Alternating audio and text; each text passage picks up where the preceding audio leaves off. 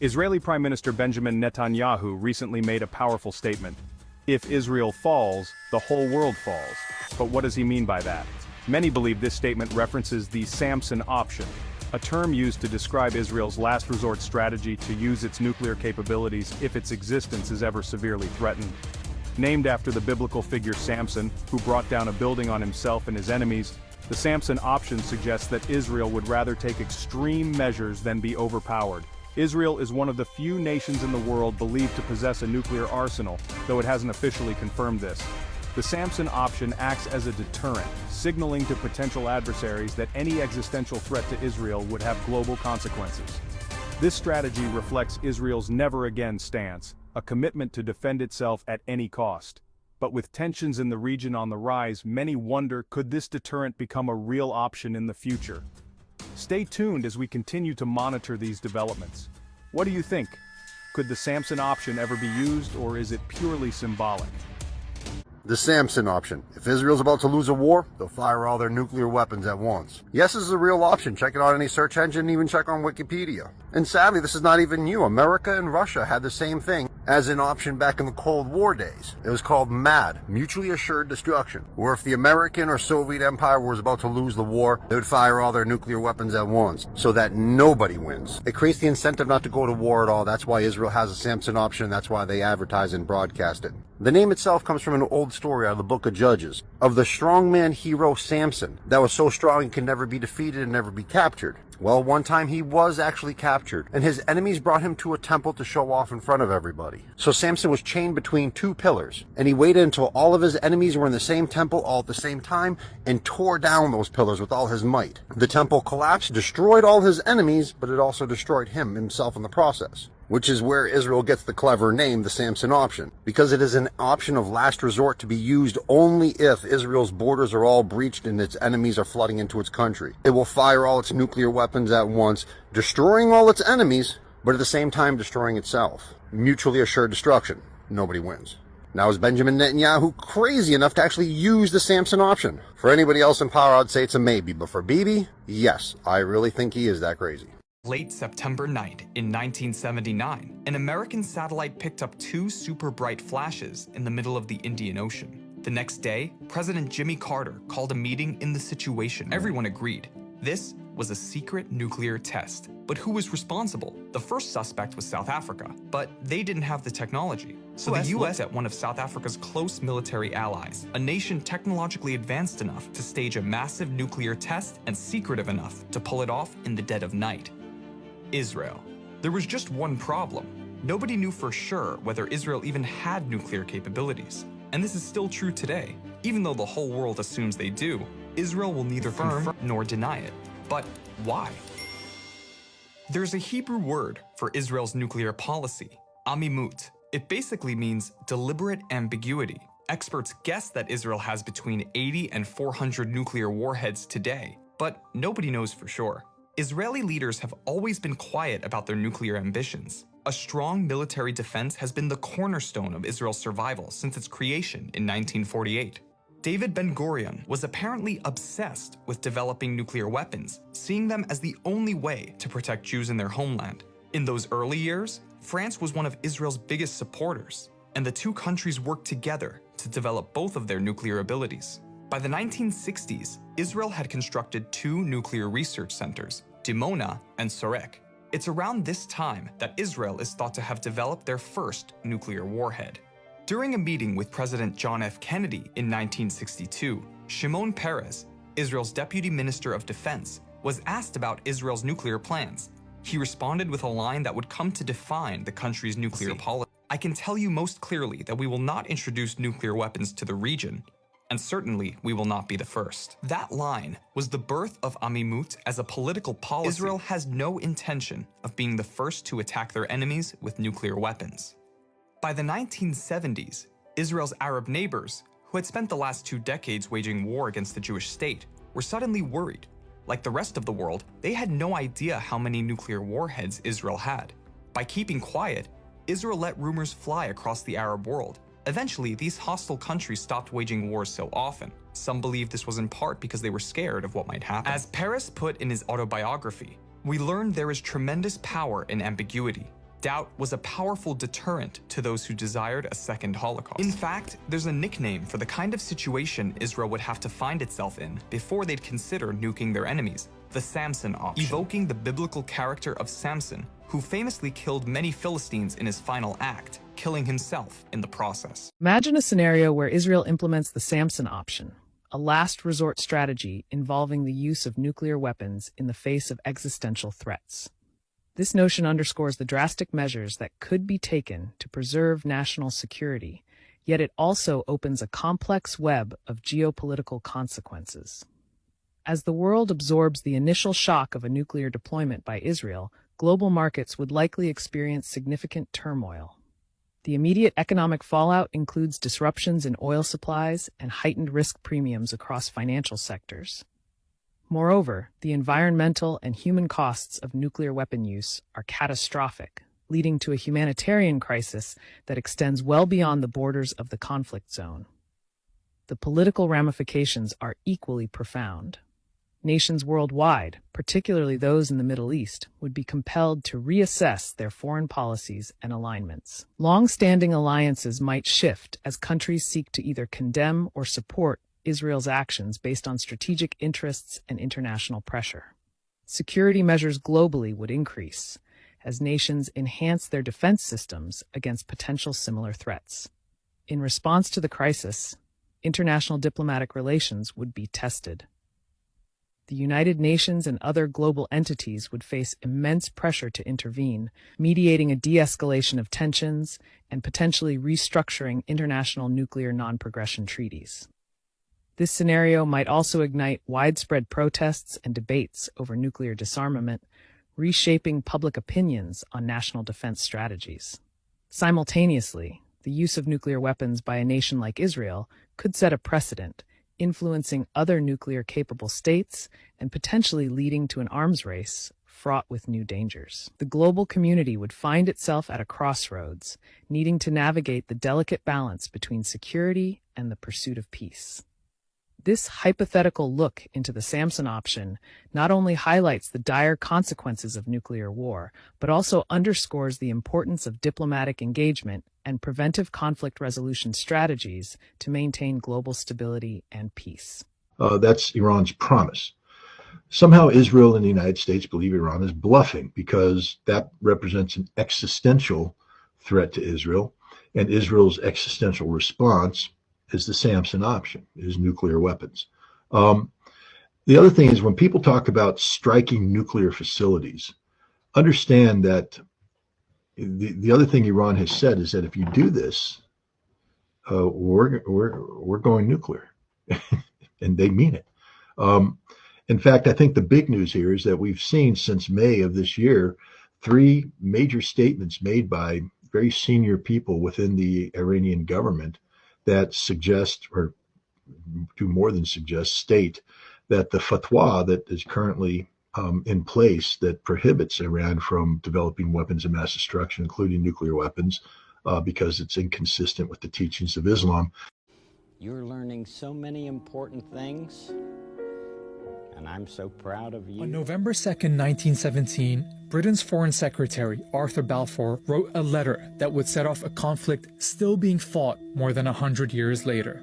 His Majesty's government view with favour the establishment in Palestine of a national home for the Jewish people and will use their best endeavours to facilitate the achievement of this object. When Balfour wrote of his government's intent to create a Jewish homeland in Palestine, 90% of the people living there were not Jewish. Just 31 years later, most of them were gone. לא ספרתי. אני לא יכול לדעת בחיי. היה לי מקלע עם 250 כדורים. This is the story of the British promise that led to the destruction of Palestine and the creation of the State of Israel.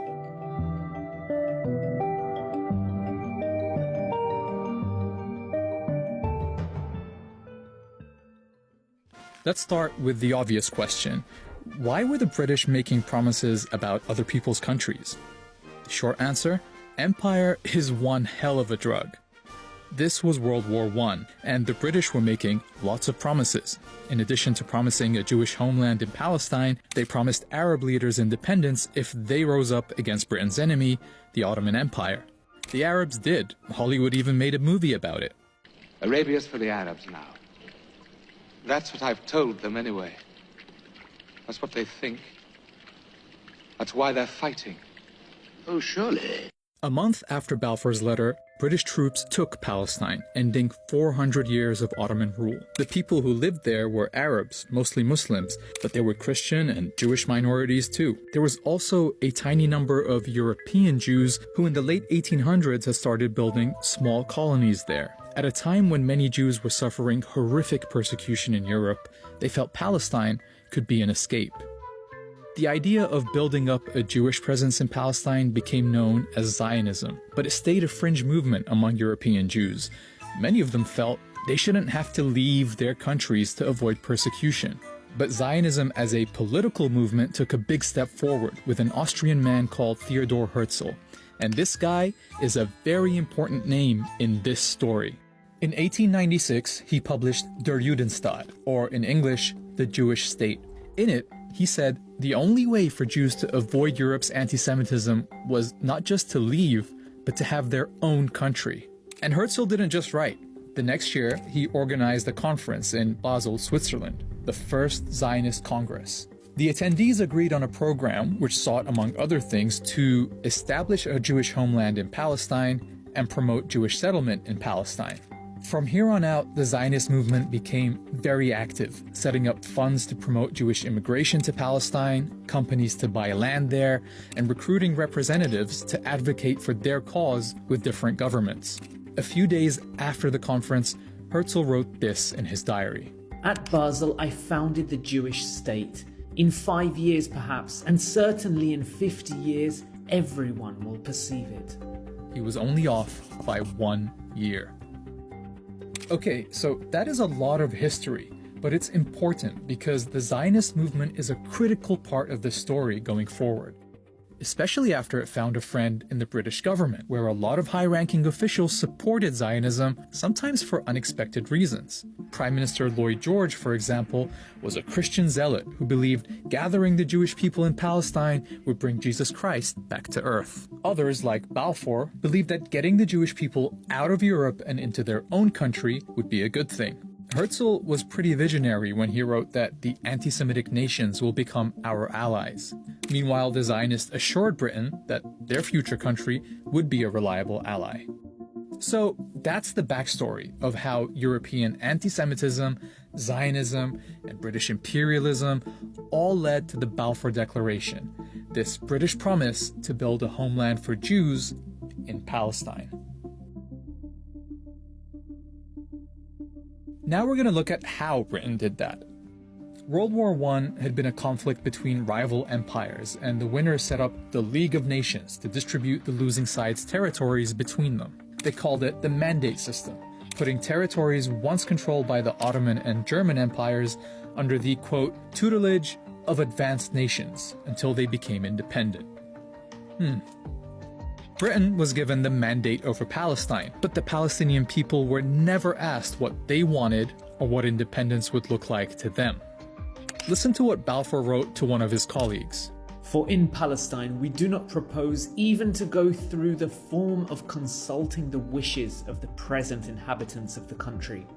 Instead, it was the Zionists who were consulted about what their vision for Palestine was, and so the mandate ended up incorporating not just the Balfour Declaration, but several clauses requiring Britain to ensure the establishment of a Jewish home in Palestine. British rule was very accommodating to the Zionist project. The Jewish community in Palestine grew with big waves of immigration. They had their own schools and factories and even their own militia, the Haganah, and they were led by the Polish-born David Ben-Gurion, the leader of their representative body, the Jewish Agency. To the Palestinians, it was clear that Britain wasn't delivering them independence. It was delivering their country to other people. In 1936, they went on strike. British forces tried to break the strike with arrests, torture, mass punishment, and executions. Leaders were exiled, weapons confiscated, and houses blown up. Palestinian fighters attacked British and Jewish targets, while British and Haganah forces would carry out joint raids on Palestinian villages. Something had to change. The British government sent a commission called the Peel Commission to figure it out, but their proposed solution was typical. Just draw another British line on the map, divide the country, give this part to the Jews and this part to the Palestinians, and make that part of Transjordan next door. Oh, and because the Palestinians were a majority in the country, 250,000 of them would have to be removed by force to make the Jewish state viable. Remember, these were the proposals that were meant to calm things down. Spoiler, they didn't. Instead, the revolt continued until 1939, by which time about 10% of Palestine's adult male population had either been killed, injured, arrested, or exiled. The British government really needed a solution. So, here comes another report. The Commission is studying the 20-year-old Jewish settlements in British-mandated Palestine. The 1939 White Paper created a conflict between the British and the Zionists for the first time, because it rejected partition and said the solution was for Palestine to gain independence within 10 years, with everyone living there sharing it together. Crucially, it also imposed severe limits on Jewish land purchases and immigration. To the Zionists, this felt like a betrayal. In response, some set off bombs across the country, killing dozens of Palestinians. But soon, everyone was distracted by something much bigger. More than 60 million people were killed in World War II, including 6 million Jews murdered in Nazi death camps. Jewish survivors fled Europe, with a large number of them trying to find safety in Palestine despite the British limit on Jewish immigration. This set off a more direct confrontation between the Zionists and the British, with Palestinians often targeted as well. The Zionists knew two things. Militarily, they were stronger than the Palestinians, and Britain was exhausted by World War II, so it wouldn't have the stomach to keep fighting in Palestine. They were right. In 1947, after 30 years of occupation, Britain announced it was quitting Palestine and asked the newly formed United Nations to clean up its mess. Alright, 1947 and 1948 are the most pivotal years in this story, so let's take a look at how things are lining up. During British rule, Jews had gone from 10% to 30% of the population, and owned about 6% of the land. Under Ben-Gurion's leadership, the Jewish Agency was pretty much functioning as a government for the Jewish community. And the Zionist militias had tens of thousands of soldiers, modern weapons, and officers who'd already fought in World War II. On the other side, the Palestinians hadn't been allowed to develop their own administration or military. But as they waited for the UN solution, they were still the majority all over the country. In November 1947, the UN, then only made up of a fraction of the world's countries, voted to partition Palestine. This plan marked off 55% of the country for a Jewish state, but the UN never explained how it could be a Jewish state when half the people in its territory were Palestinian. To nobody's surprise, Palestinians, and in fact all Arabs, rejected the UN's plan. Ben-Gurion and the Zionist leadership accepted, but they saw an opportunity. With the British on the way out, the Zionists knew they would have the strongest military in Palestine. Their forces were instructed to seize more territory than they'd been awarded by the UN, and to do what was necessary to reduce the number of Palestinians in it. In cities like Haifa, the militia set off car bombs in Palestinian neighborhoods. They attacked villages and forced residents out. Haganah troops have driven the Arabs out of the beleaguered city, taking many prisoners. After inspecting parts of western Jerusalem that had been emptied of Palestinians, Ben-Gurion said, "In many Arab neighborhoods in the west, you do not see even one Arab. If we persist, it is quite possible that in the next 6 or 8 months there will be considerable changes in the country, and to our advantage." One of the events that helped speed up these changes took place on April 9th, 1948, when the village of Deir Yassin was attacked.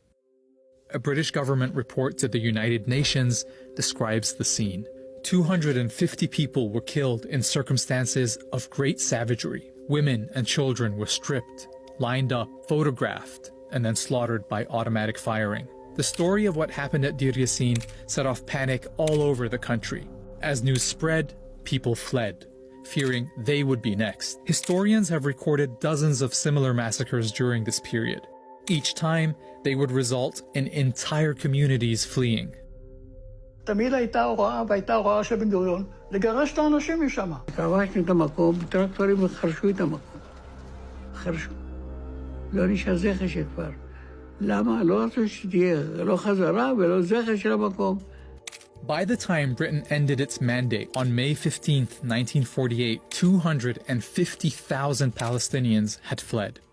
The night before, David Ben-Gurion announced the founding of the State of Israel, with himself as its first prime minister. He was standing under a giant portrait of Herzl, 51 years after Herzl had predicted this very moment. The Zionist militias came together as the newly formed Israel Defense Forces, but the fighting wasn't over. With the British out of the way, soldiers from several Arab countries entered Palestine. But the Israeli army was better equipped, better organized, and unlike the Arab armies, had a unified command and backing from several European countries. Israeli forces pushed into places that the UN had assigned to the Palestinian state, like the towns of Lidda and Ramle. 50,000 people were forced to flee from there, many on foot, in what became known as the Lidda Death March. After being emptied, the towns were given Hebrew names, Lod and Ramla. Like in many other emptied towns, the buildings and homes were taken over by the new Israeli state and given to Jews. By the time the UN secured an armistice, 3/4 of the Palestinian people had become refugees.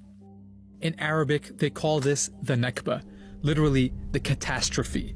The new state of Israel made up 78% of what had been Palestine. The remaining parts were annexed by Jordan or taken over by Egypt. A year later, the UN passed a resolution calling for all Palestinian refugees to be allowed to return home. They never have been. Palestine had been erased. In the decades since, attempts to resolve this conflict have again tried to partition the land. With each successive attempt, the territory offered to Palestinians in their historic homeland shrinks even more. Ironically, Israel is still struggling to maintain the population advantage it gained in 1948 when it forced all those people out, because in 1967 it occupied the West Bank and Gaza, bringing all the Palestinians living there under its rule. And so today, the population of Jews and non-Jews in this land is roughly equal. But those living under occupation have no rights, no citizenship, and no prospect of independence. The Nakba-era tactics of settlement, home demolitions, and expulsion are still used against them. Nakba, Nakba, no! We want Nakba, Nakba, no! Israel has taken the land but wants nothing to do with the millions under its rule. International, Israeli, and Palestinian human rights groups say this system is a form of apartheid. To see if that's an accurate description of Israel more than 100 years after Balfour's promise, watch this video here. Palestinians aren't attacking them. They're fighting the Palestinians because they don't want to have Palestine integrated with them because they'll instantly lose their majority. There are actually 7 million Palestinians living in Palestine and Israel, but 5 million are confined to the concentration camp that we call the Gaza Strip. It's just a concentration camp. And then the ghetto that we call the West Bank. It's basically a bunch of little ghetto pockets. And so by doing that, what the Israelis have done is they've created a situation where the natives are in internal exile, right? They're still in Palestine. They're just not in their homes. Their homes are in Haifa or Jaffa or Jerusalem. And so they're displaced inside their own country as a majority, but with no rights to citizenship. This is like the most nasty thing since apartheid Israel and apartheid South Africa. It might be worse than apartheid South Africa in some ways. Germany did the Holocaust. Germany annexed Austria and did the Holocaust. So put Israel in Austria, call it Israel, make the Danube be the boundary between the Austrian area. So instead of calling it the West Bank, call it the North Bank, right? And put the Austrians there. Vienna will rename it Jerusalem. And then Tyrol will call it the Tyrol Strip. And we'll just shove a bunch of the Austrian population into the North Bank and the Tyrol Strip. But then let's colonize the North Bank and create little walled off sections and ghettoize I think that's the solution, the natural solution. Instead, the world thought, let's do this to Palestine, which is ironic because the Palestinians had nothing to do with the Holocaust in any way, shape, or form. During the war, some Jews from Palestine actually joined a Jewish brigade that fought with the British wouldn't let Palestinians do that because they didn't want Palestinians to have had combat experience. But they did employ Palestinians as stevedores. So Palestinians did serve on the docks loading and unloading ships so that white people could fight the war, because the British were nervous about having brown and black people fight. They did. Brown and black people definitely fought for the British. They were just reluctant.